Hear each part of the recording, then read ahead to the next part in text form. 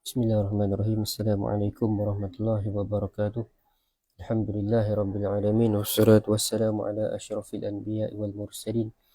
Sayyidina maulana Muhammad wa ala alihi wa sahbihi ajma'in. Qala subhanaka la ilma lana illa ma 'allamtana innaka antal alimul hakim. Wa la hawla wa la quwwata illa billahil aliyyil azim. Allahumma shalli ala sayyidina Muhammad al-fatihi lima ughliq wal khatimi lima sabaq nasiril haqqi bil haqq wal hadi ila siratikal mustaqim sallallahu alaihi wa ala alihi wa sahbihi haqqa qadrihi wa miqdarihil azim. Bismillahirabbil azim wa rasulil karim wal malaikatil muqarrabin. Wassalatu wassalamu alayka ya sayyidi ya Rasulullah, khudh bi yadi qalat hilati adrikni. La ilaha illallah wahdahu la syarika lah, lahul mulku wa lahul hamdu wa huwa ala kulli syai'in qadir. Ma ba'd. Alhamdulillah, bersyukur kita kepada Allah Subhanahu Wa Taala kerana dapat untuk kita menyambung kembali pembacaan kitab Syama'il Muhammadiyah. Dan insya-Allah pada tengah hari ini kita masuk pada bab yang baru, iaitu bab yang ke-27 yang menerangkan tentang wuduk Rasulullah sallallahu alaihi wasallam ketika makan. Qala mu'allifu rahimahullah ta'ala wa nafa'ana bihi bi 'ulumihi wa barakatihi fid dharain amin.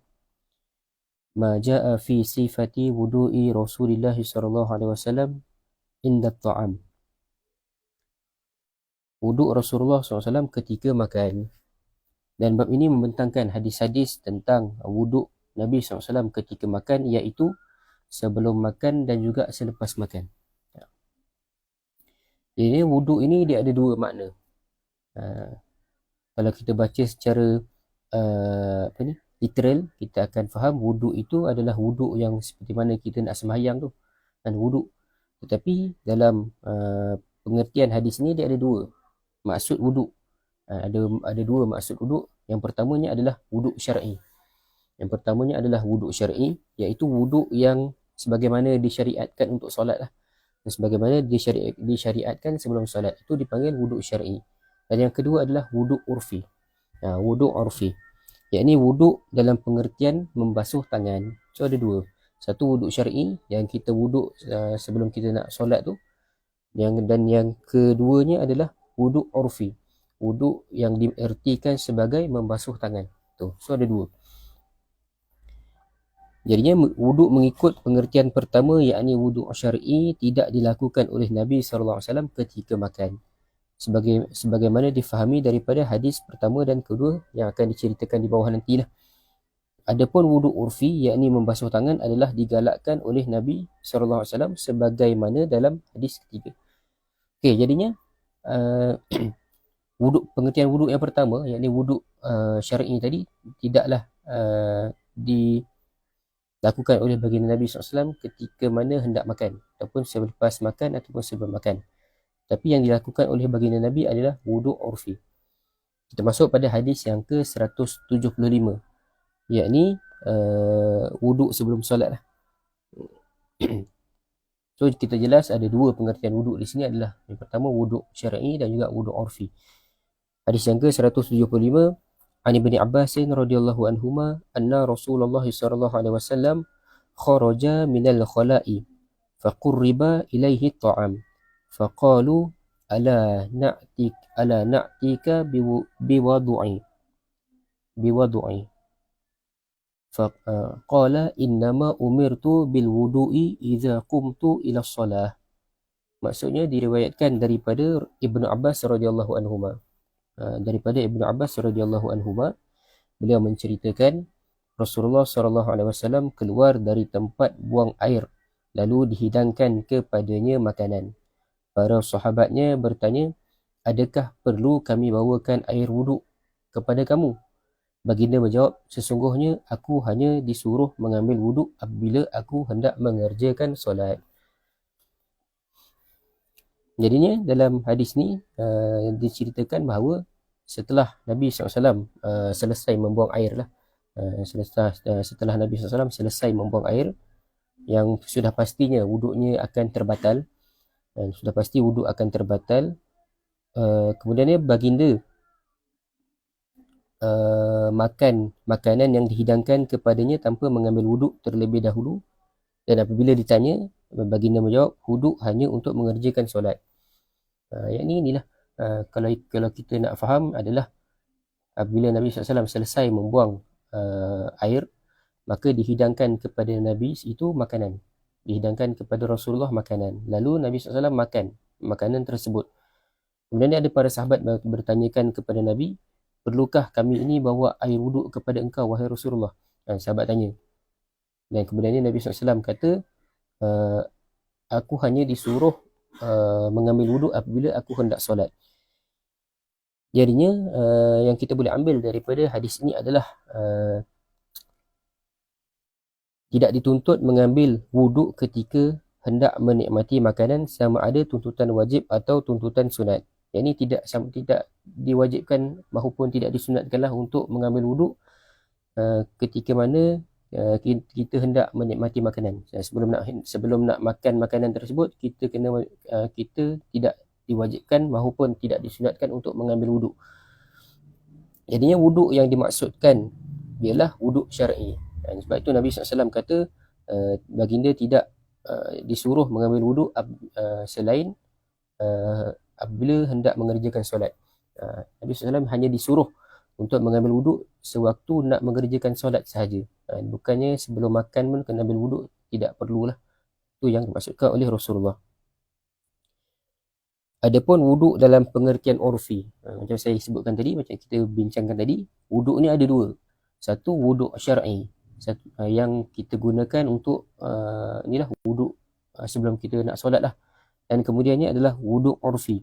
Wuduk urfi ini adalah dengan pengertian membasuh tangan. Dengan pengertian membasuh tangan. Adapun wuduk dalam pengertian urfi, yakni membasuh tangan, adalah digalakkan, yakni disunatkan sebagaimana yang akan dilihat dalam hadis yang akan kita terangkan nantilah. Jadinya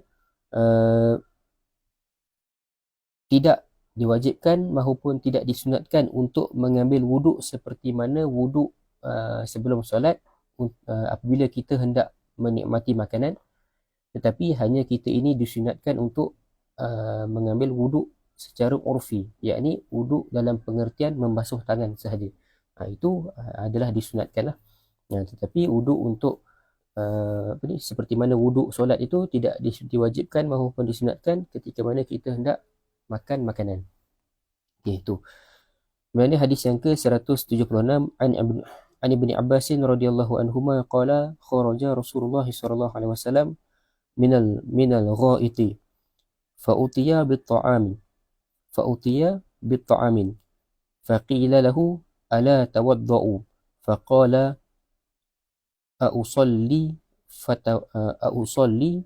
fa'atawaddau.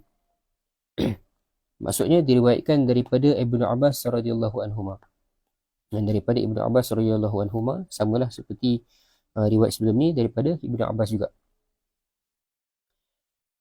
Beliau menceritakan Rasulullah SAW dari tempat membuang air, lalu dihidangkan makanan kepada baginda. Ditanya kepada baginda, tidakkah kamu mahu mengambil wuduk? Baginda pun menjawab, adakah aku ingin mengerjakan solat hingga perlu mengambil wuduk? Jadinya pengertiannya, huraiannya samalah seperti hadis yang sebelum ni kita bacakan, bahawa bagi Nabi SAW itu wuduk sebelum solat itu hanya untuk mengerjakan solat. Tetapi wuduk urfi, wuduk dengan pengertian membasuh tangan, maka disunatkan untuk kita ini membasuh tangan sebelum dan juga selepas kita makan. Itu. Dan insyaAllah hadis yang terakhir pada tengah hari ini dan hadis yang terakhir dalam bab yang ke-27, hadis nombor 177. An Salman radhiyallahu anhu qala qara'tu fit Taurah anna barakatat ta'am al-wudu'u ba'dahu fadzakartu dzalika lin-nabi sallallahu alaihi wasallam wa akhbartuhu bima qara'tu fit Taurah faqala Rasulullah sallallahu alaihi wasallam barakatat ta'am al-wudu'u qablahu wal wudu'u ba'dahu. Maksudnya diriwayatkan daripada Salman radhiyallahu anhu. Daripada Salman, beliau menceritakan aku telah membaca di dalam kitab Taurat. Kata Salman, aku telah membaca di dalam kitab Taurat, sesungguhnya keberkatan makanan adalah dengan mengambil wuduk selepasnya. Lalu aku, yakni Salman, lalu Salman pun sebutkan maklumat tersebut kepada Nabi SAW dan aku memberitahunya, yakni Salman, tentang apa yang aku baca dalam Taurat. Jadinya Salman Al-Farisi ini, Salman dia membaca satu ungkapan di dalam kitab Taurat dan beliau sebutkan dan ceritakan kembali apa yang dibacanya itu kepada Rasulullah SAW. Lantas baginda bersabda, keberkatan makanan adalah dengan berwuduk sebelumnya dan berwuduk selepasnya. Tak juga digunakan perkataan wuduk lah. Macam kita sebutkan tadi, ada dua wuduk, sama ada wuduk syar'i ataupun wuduk urfi. Jadinya hadis ni nak menceritakan bahawa Salman memberitahu Nabi SAW apa yang diketahuinya daripada kitab Taurat, iaitu galakkan membasuh tangan sebelum makan untuk mendapatkan keberkatan daripada makanan tersebut. Salman bagi tahu kepada Nabi di dalam kitab Taurat menyebutkan keberkatan makanan itu akan hadir ataupun akan ada apabila kita membasuh tangan sebelum kita makan. Itu yang diceritakan oleh Salman kepada Nabi lah. Lantas Nabi SAW memberitahu kepada Salman bahawa keberkatan makanan diperoleh bukan hanya dengan membasuh tangan sebelum makan, akan tetapi turut membasuhnya selepas makan. Ni.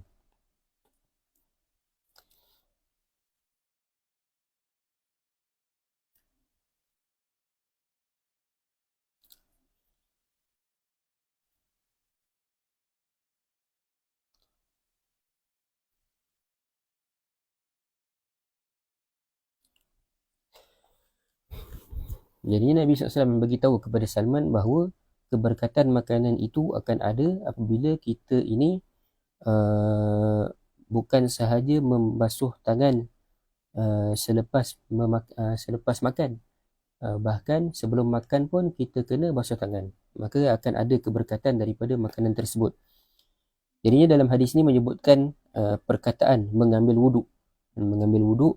Jadinya menurut ulama, wuduk yang dimaksudkan bukanlah wuduk syar'i, bukanlah wuduk seperti mana disyariatkan sebelum solat, bukan. Tetapi wuduk yang dimaksud, mengambil wuduk yang dimaksudkan di dalam hadis ini adalah wuduk urfi. Wuduk urfi yang diertikan sebagai membasuh tangan. Jadinya hadis ini nak tunjukkan kepada kita bahawa sunat membasuh kedua-dua tangan kita sebelum dan juga selepas makan. Sunat kita ini membasuh tangan kita sebelum dan juga selepas makan, kerana akan mendatangkan keberkatan kepada makanan yang dimakan. Akan mendatangkan keberkatan kepada makanan yang kita makan. Jadinya kesimpulan yang kita boleh ambil ataupun kita boleh buat daripada hadis-hadis yang kita bacakan tadi adalah Nabi SAW itu memerintahkan kepada kita agar mengambil wuduk sebelum dan selepas makan. Akan tetapi Nabi SAW tidak memerintahkan kita Nabi SAW tidak memerintahkan kita agar mengambil wuduk sebelum ataupun selepas makan. Bahkan Nabi SAW menggalakkan kita ini untuk membasuh tangan. Sebab itu pengertian wuduk yang disebutkan dalam hadis itu adalah wuduk dengan erti kata membasuh tangan, bukan wuduk untuk sebelum solat tu lah, bukan. Ialah Nabi SAW menggalakkan, yakni disunatkanlah kita untuk membasuh kedua-dua belah tangan sebelum dan juga selepas makan. Untuk apa? Untuk mendapatkan keberkatan daripada makanan yang kita makan. Itu. Jadinya galakkan untuk membasuh tangan sebelum dan selepas makan kerana mendatangkan keberkatan kepada makanan yang dimakan. Jadinya kalau kita nak makanan kita itu berkat, ada keberkatannya, maka perlulah kita ini membasuh kedua-dua belah tangan kita sebelum makan dan juga selepas makan. Itu. Sebab apa? Sebab ia mendatangkan keberkatan kepada makanan yang kita makan. Jadi itu sajalah perkongsian hadis Syama'il Muhammadiyah pada tengah hari ini. Moga-moga ada manfaatnya lah untuk kita semua. Wallahu subhanahu wa ta'ala alam. Assalamualaikum warahmatullahi wabarakatuh.